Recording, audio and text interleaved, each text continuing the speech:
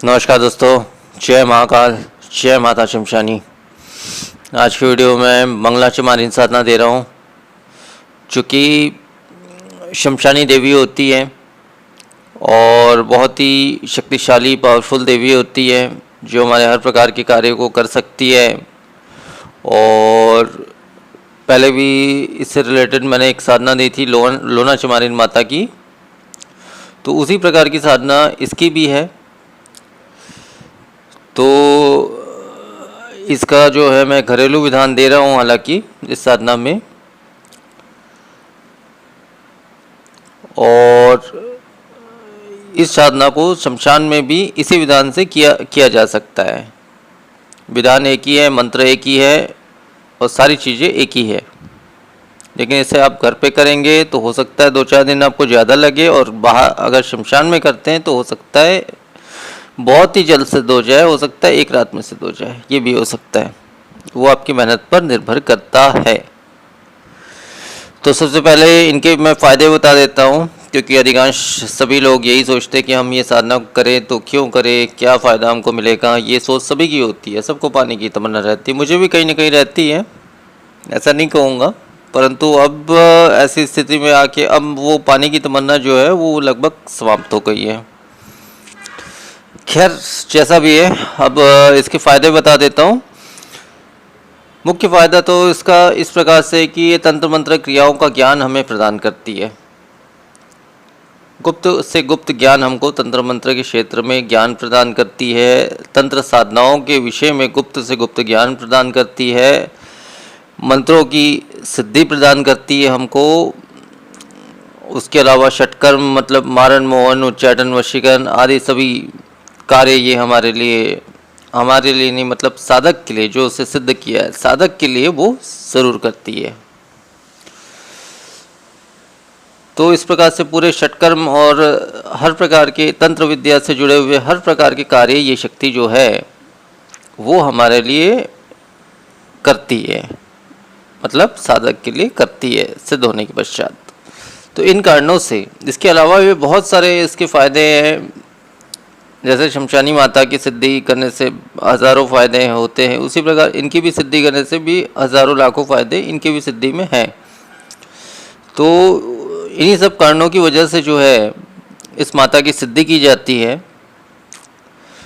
तो अब सबसे पहले तो इसका मैं विधान आपको बता देता हूँ। फ़ायदे तो आप समझ ही गए होंगे, अब विधान बता देता हूँ कि किस प्रकार से इनकी साधना जो है वो करनी है। इस साधना को जो है सबसे पहले ये कहूँगा कि काली रात में करना है, मतलब कृष्ण पक्ष के समय में करना है। और अमावस के दिन से अगर आप इस साधना को शुरू करते हैं तो और भी अच्छा रहेगा। और इसमें दिशा आपकी उत्तर की रहेगी, उत्तर की दिशा में मुख करके बैठना है। और लाल आसन का आपको प्रयोग करना है। लाल आसन चाहे तो आप अपने फर्श या धरती पे बिछा लें।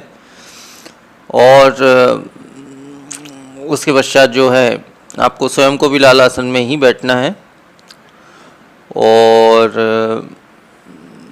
जो है, जो काली तिली होती है, काली तिल होता है जो, उसको आपको उस आसन पे पहले तो एक मुट्ठी रख लेनी है।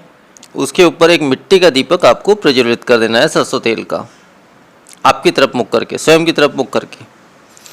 अब उसके उपरांत जो है आपको वो काली तिली जो है पूरे आसन में, मतलब 2-4 दाने ऐसे करके, मतलब पूरे आसन में सजा देना, मतलब पूरे आसन में भर देना है।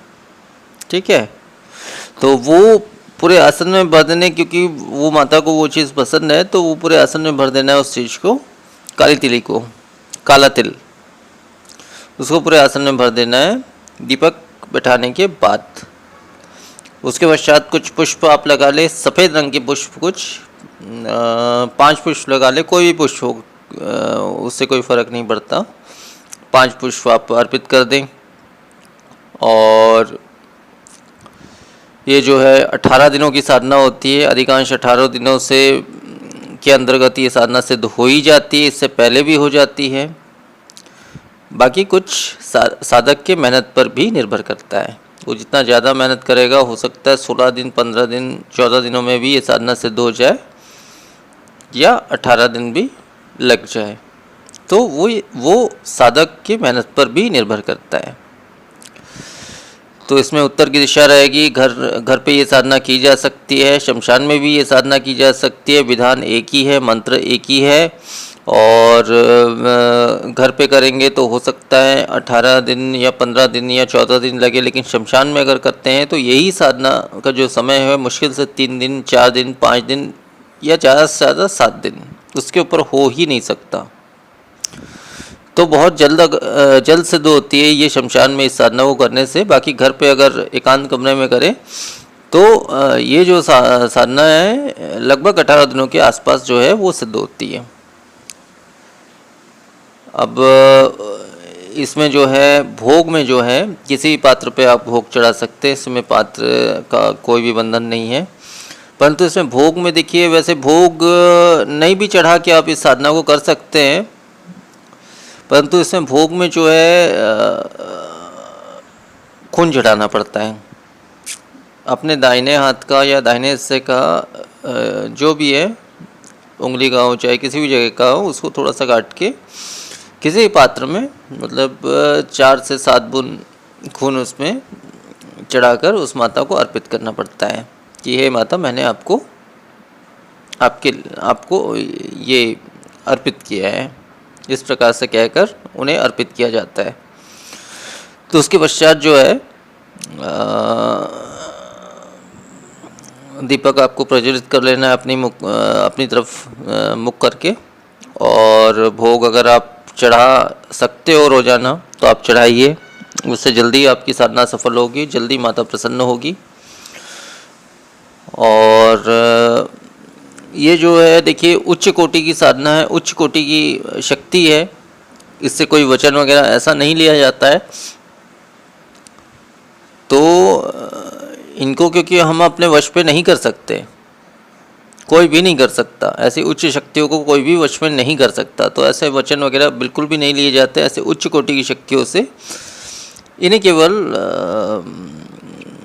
आह्वान किया जाता है, और इनकी सिद्धि जब मिलती है प्रत्यक्ष ही हमको दर्शन देती है, और दर्शन देने के बाद बस हाथ जोड़ के इनसे प्रार्थना किया जाता है कि माता मेरा साथ देना, जीवन भर मेरा साथ देना, बस इतना ही कहा जाता है। इतना ही कहने से वो वाकई में हमेशा जीवन भर आपका साथ देगी ही देगी, ये निश्चित है। क्योंकि इसी प्रकार साधना मैं कर चुका हूँ, और जब भी मैं उक्त मंत्र को, जो मंत्र मैं आपको इस साधना का देने वाला हूँ, इसी प्रकार का जिस मंत्र से मैंने साधना की, उस मंत्र को जब भी मैं पढ़ता हूँ 3 से 7 बार की 9 बार ज़्यादा से ज़्यादा, तो वो माता मेरे सामने प्रत्यक्ष हो जाती है। तो उसी प्रकार आपके सामने भी सिद्धि के पश्चात अवश्य ही प्रत्यक्ष होगी। तो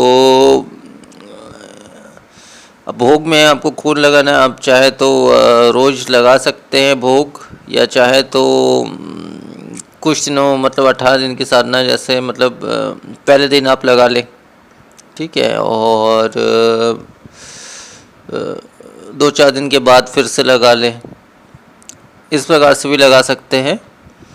या फिर शुरुआत में अगर आपकी इच्छा नहीं है तो शुरुआत में भोग ना ही लगाएं, जब वो प्रत्यक्ष हो जाए, प्रत्यक्षीकरण के पश्चात जो है आप उसे भोग लगा दें, मतलब उसके अगले दिन लगा दें, उसमें कोई समस्या नहीं है। ये शक्ति आपको किसी भी प्रकार का कोई नुकसान नहीं करेगी। हाँ, इस साधना में सुरक्षा बंधन, सुरक्षा गिरा ये करना अनिवार्य है। ये सब विधान मैं पहले की वीडियोस में दे चुका हूँ, वहाँ से आप ले सकते हैं। अब इस साधना में उक्त मंत्र का 11 माला आपको पाठ करना है रोज़ाना। मध्य रात्रि की साधना है, ये 11:30 के बाद इस साधना को आप कर सकते हैं। 11:30 से लेके 3:30 बजे तक मान के चलिए आप, इसके बीच में आपको ये साधना को करना है। 11 माला का आपको उक्त मंत्र का पाठ करना है। लेकिन जिस समय से आप शुरू कर रहे हो, जैसे मान के चलो 11:40 से शुरू कर रहे हो या 12 बजे शुरू कर रहे हो, तो रोज़ाना आपको एक ही समय पर इस साधना को करना है। समय रोज़ बदल के नहीं करना है, एक ही समय पे रोज़ाना रात्रि में एक ही समय पे करना है। तो इस साधना को काली रात में करना है, मतलब कृष्ण पक्ष में करना है। अमावस से करोगे तो और अच्छा रहेगा। और दिन जो है इसमें आपका अच्छा दिन अगर रहेगा, अमावस को नहीं भी करते तो अच्छा दिन जो रहता है इसमें इतवार या बुधवार के दिन से आप इस साधना को शुरू कर सकते हैं। 18 दिन की साधना है ज़्यादा से ज़्यादा, और इसके अलावा और कोई भी अन्य विधान नहीं है इसमें, केवल इतना ही है। अब वो विशेष मंत्र मैं आपको बता दे रहा हूँ जिस मंत्र से आपको इस साधना को करना है। ओम रम शमशान वासिनी काल सुंदरी विगत देहिनी काल परशानी रात्रि रानी देवी आगाच्छामि भव। मंत्र फिर से बोल रहा हूँ। ओम रम शमशान वासिनी काल सुंदरी विगत देहिनी काल परशानी रात्रि रानी देवी आगाच्छामि भव। तो मंत्र बस इतना ही है और इतना ही विधान है। तो फिर आज के वीडियो में इतना ही। नमस्कार।